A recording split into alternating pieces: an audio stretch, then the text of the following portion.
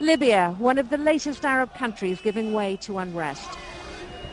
Demonstrations in Libya's second largest city of Benghazi. Anti-government protesters reportedly clashing with security forces after the funerals for people killed in confrontations since Tuesday. It's extremely difficult to confirm reports coming from what is one of the most repressive regimes in the Arab world. But it's apparent that what started on Tuesday night in Benghazi as a protest against the arrest of a human rights lawyer has now spread to other cities throughout the country and become bloodier. A medical source telling CNN that as many as 50 people had been killed since Tuesday in Benghazi, with as many as 200 injured on Friday alone. Video from a protester's page on Facebook appears to show enforcers in yellow hats taking to the streets of Libya's second largest city on Friday. However, late in the evening, reports that the city had fallen quiet, the military off the streets.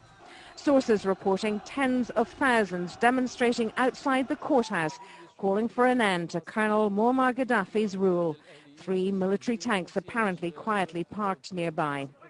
Human Rights Watch said preemptive arrests had been made by the security forces earlier in the week, but that this had not stopped people taking to the streets. I think what's amazing about what we're seeing in Libya right now is the bravery of Libyans who realize the huge security risks that they're taking by demonstrating. Demonstrations are completely forbidden in Libya, and there are still very, very severe criminal penalties that you can be faced with in addition to disappearance and torture.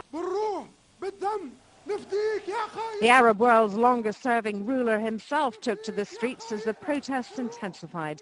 Libyan state television showing him being hailed as a hero among his supporters in Tripoli. Despite the fact that the internet and phone services have been periodically down, social media in Libya, as in Egypt and elsewhere, has played a factor in galvanizing demonstrators.